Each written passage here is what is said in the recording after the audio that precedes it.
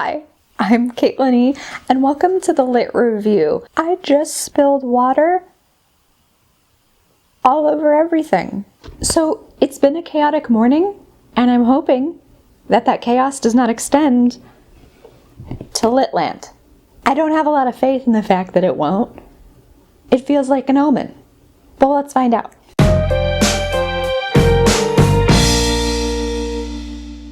So if you're new here, LitLand is my TBR game that I play every month to see what exactly I'm going to be reading for the month. It's based loosely on Candyland, but it's evolved a lot from its original form there. But I basically can't buy books until I beat the game. More on that in a minute because I kind of goofed. I also wanted to mention that I added a couple of spaces that you'll see from here on since the last time we talked. I just put like a little rainbow sticker on them because I want to use my Trowbridge cards more than I currently have been. So I added 2 little rainbow spaces so that now there's a troll opportunity on every single color on this board at least once. So I put those later on in the game too to add like a little bit of spice for the end game. But let's see how far we actually get and if those even come into play this time around. So before I get started in truth, I want to do a quick thank you to Becca from Becca and the Books and Cody from Cody's Book Corner. These are the 2 people that have really inspired me to create my own TBR game that I've now been running for a year.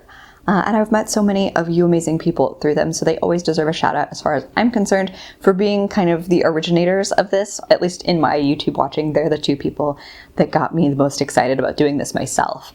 The other things you need to know about the month of July is that my book club, the Book Covered Book Club, is doing its monthly theme for any cover, read a book with any cover that has white on it. So you can go crazy with that. You can have so many opportunities for that. I'm going to be bringing back the Buzzwordathon pick at the end of this video for this month. So I will have 3 options for you. And the theme for July is the word last. So a book that has last in the title somewhere.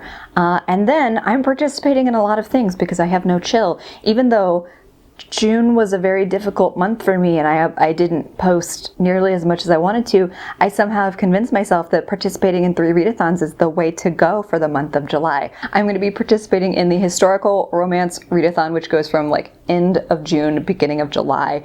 Seasonathon, so specifically the summer version of Seasonathon, which is hosted by Clint, Melanie, and Kaylani. And then I'm also going to be participating in Summerween, which is hosted by Olivia and Gabby. So I will not be necessarily linking all of that stuff down below. I will be doing that in any requisite video.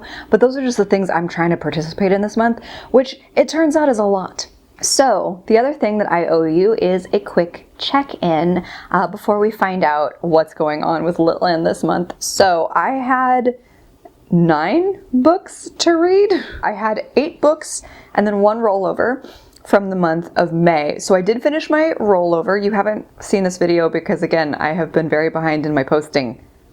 I'll figure that out. So I did finish The Midnight Library by Matt Haig. This was my rollover book from May. And then, let's see, officially I did finish Actor Age, Eve Brown, which was one of my Buzzword picks, as well as my friend Anna, another Buzzword pick from last month. So those 2 are good. I also completely finished The Body Is Not an Apology by Sonia Renee Taylor, so we're good here. Now for the tricky part. I am over halfway finished with The 5 by Hallie Rubenhold, and I'm confident that I can finish that in my remaining time. I have like 5 days left of the month as I'm filming this. I'm maybe a third of the way done with American Spy by Lauren Wilkinson, and I really want to finish this because the theme for June's Book Covered Book Club was yellow, so I feel like I need to get this one in here. So this one I'm going to finish in the next couple of days alongside The 5.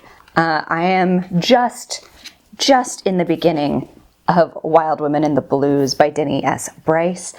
Really enjoying this so far, but I think I can possibly finish this or it will roll over confidently into the next month, into July with us here, which means that Sweet and Bitter Magic by Adrienne Tooley and The Mind-Gut Connection by Dr. Emran Mayer are also going to have to roll over into next month. So it seems like I'm going to have 3 rollover books because I do allow myself to roll something over. I give myself kind of that grace period, but if I don't finish it in the remaining months, then that's gotta go.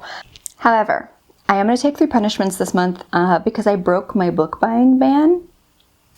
Like I said, June's been a hell of a month, and I stress bought some books, because that's what I do. I stress bought Dial A for Aunties by Jessie Q. Sutanto. Hope I'm pronouncing that right. I will figure that out.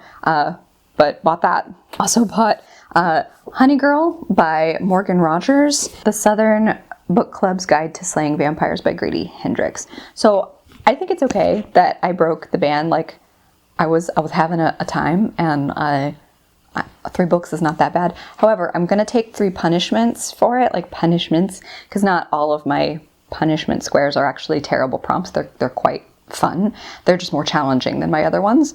But I'm doing this because I don't want to encourage myself to break my book buying ban. It's the first time in a year plus of doing this that I've broken my book buying ban.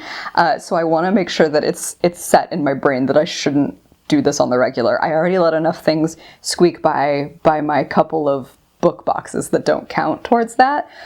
So I'm going to be taking 3 punishments for the 3 books that I brought into my house. And again, y'all don't need to make me feel okay about buying the books. Like, I know it's actually okay, but it's just so that I can stick to the game and be honest about it. Plus, it feels appropriate that since I sneaked in some books under the ban, that I shouldn't progress on the board for as many as I bought. So the three stuck squares, or the 3 punishment squares, I don't get to move forward on the board for completing those. So I feel like that's an appropriate use of my squares in this case. Let's actually get to the game, shall we? Okay. So this is where we left off.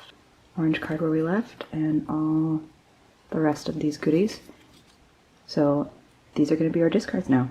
Okay, so this is our shuffled pile, our troll bridge cards, our challenge squares, and our stuck or punishment squares. And I have to pull 3 of these to start.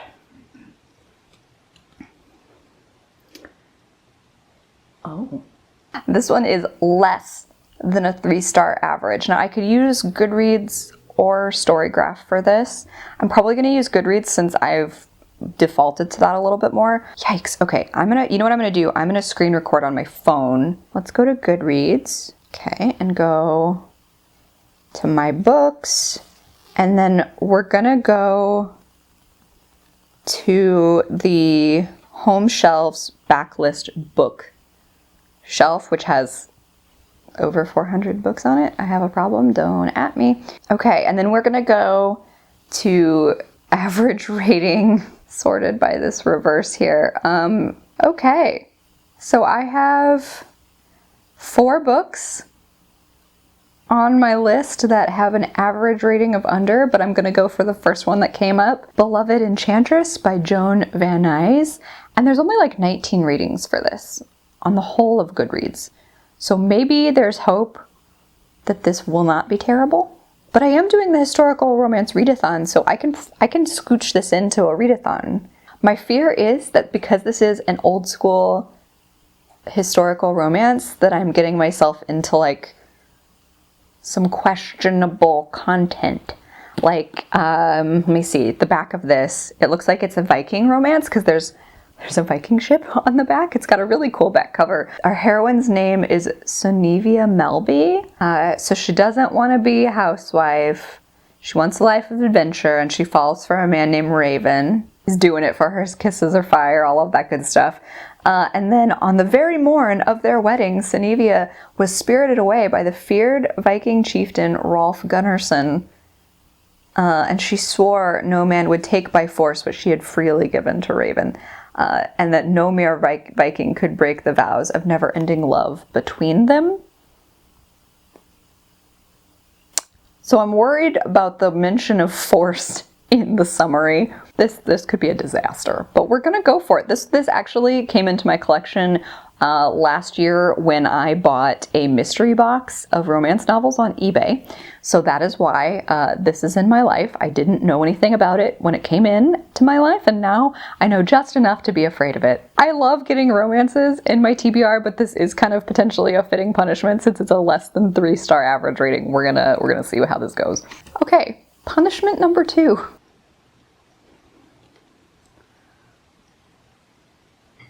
It's an ugly book cover. This feels like a really good punishment because I know what I think the ugliest book cover is in my life. Let me go get it. I'm actually very excited to read the book, but I frickin' hate the cover. So I've ranted about this a couple of times. This shouldn't come as a surprise to any of you. I think the current ugliest cover on my shelves is none other than A Court of Silver Flames by Sarah J. Maas. I hate these covers with a passion. I do not like them. I do not think they are doing their level best to sell the book to you. Like, this poor cover. I think the actual design of the mask, in theory, is quite pretty. The fact that it looks like somebody's college basketball colors, not doing it favors. But I am very excited to read this hefty book. I am opting into a very hefty read here, but I really am excited to read the book. I just think its cover's awful. All I really know about this book is that it continues in the ACOTAR series, and that it's focused on Nesta and Cassian and their relationship. I hear spicy things. Third and final punishment pull.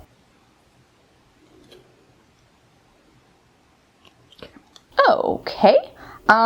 A book with X in the title. So the letter X anywhere in the title. I know I have options for this. The book I'm going to choose with an X in the title is Wicked Fox by Kat Cho. And I've been really looking forward to reading this. I don't know a ton about this, and I'm going to try to keep it that way. I'm not going to make too much eye contact with the back of the book. But I do know that the main character is a gumiho, who is that's a 9-tailed fox spirit. And so it seems like it's going to be really steeped in like Korean mythology and folklore. So I love folklore related books in general. And all I know is that she saves a mortal boy from being attacked by some other creature within the folklore and mythology, and this like sets off a chain of events that she has to deal with, but like I know precious little outside of that. I think the cover is stunning. Obsessed with the cover. There's probably some drama and somebody's life is on the line, it seems like. So I don't know. I know this was really popular about like a year ago. I'm always delayed on the hype for things, and that's okay. That's just who I am as a person. I'm really excited to finally read this though, so yay. Now I will have my 2 remaining pulls that will actually move me forward on the board. All things considered, I think the punishment pulls were not that bad. 2 green, 1, 2. Okay, it is a green ×2, and green is my color for historical. Oh, okay, I know at least one of the books I can pick for this. So in June, I made a video called, I think, Reading My Rainbow. It's my LGBTQIA+ challenge for the whole year that I'm kicking off. And there's a historical, or at least a contemporary historical, because it involves time travel, and that is Yesterday is History by Kosoko Jackson. So this is one of my page 1 picks. So our hero's name is Andre, and what I remember from the synopsis is that he gets a organ transplant, and with that transplant comes this ability to travel through time. And so he goes back to, I think, like the 60s and starts to, he meets a boy that's been like living in the same house that he lives in his current day, I believe. And then it's kind of a time travel love triangle, I think, because he starts to potentially feel connected to the boy in the past, but there is a boy in his present who is actually the brother of the person whose organ gave him this ability, who's like been tasked with teaching Andre how to deal with this new ability. So it's like a family drama, time travel. So there is a historical component to this. So that's why I'm counting it for this, because it does, you know, time travel back to the 60s. But but it sounds really amazing and powerful. So I think this could be amazing for July. This feels really good. Okay, I do still need another historical though. I'm gonna pick The Final Revival of Opal and Nev. So this is one of those like behind the music oral history kind of things where you have Opal, who is a rising music star who gets teamed up with British singer-songwriter Nev Charles. And so they become like this duo, but then there's a huge protest that ensues with the label, and they kind of only really had like one big album together, I think.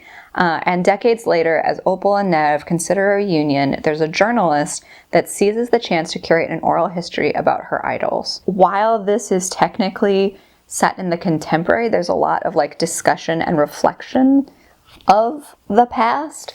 And I think that is gonna count well enough for this. I just really want to read this book. And the last pick number 5. One purple. All right, one purple, and purple is a miscellaneous. This could have been worse. This could have been worse. I could have gotten another 2, but one purple. So classics, literary fiction, graphic novels. Actually, I haven't done a graphic novel in a hot minute, and I think that sounds like fun. Let me go take a peek at what I've got. I'm so excited for this pick and glad I can add it to my TBR this July, and that is Check Please, Volume 2 or Book 2, Sticks and Scones by Ngozi Ukazu. So this is the second book in her series about this little hockey player named Biddy who falls for his team captain. It's definitely a grump and sunshine trope romance, but it's about how he loves to bake and how he goes from being a figure skater in high school into being a hockey player in college, and his journey, his friendship with his new teammates, his budding relationship with his team captain. So I believe this follows him through like junior and senior year in college, because the first volume covers freshman and sophomore. So I think this is just a little duology, but my goodness, the first one was so charming and sweet, and I'm looking forward to reading the follow-up here. Okay, so in my official July TBR, I have these 6 books for my TBR game. Beloved Enchantress, Wicked Fox, Check Please, Volume 2, Yesterday's History, The Final Revival of Opal and Nev, and A Court of Silver Flames. And then I will also have 3 books to roll over from my June list. It's looking like that's going to be Wild Women in the Blues by Denny S. Bryce, The Mind-Gut Connection by Dr. Emran Mayer, and Sweet and Bitter Magic by Adrian Tooley. That's a lot. That's 9 books for this month. But before I say goodbye, we have some business to attend to with the Buzzwordathon pick. So I didn't do this last month, but I'm bringing it back, where I am going to offer you 3 choices for the Buzzwordathon theme in July. The word last must be somewhere in the title. And I'm going to give you 5-word summaries of each of the books, and then you can tell me down below which of the books you think I should be reading in July. So the first one I suspect is going to be quite popular, but you never know. And that's going to be One Last Stop by Casey McQuiston. So let me see if I can do this summary justice in 5 words. Oh, yeah, I totally can. You want to know how easy this is?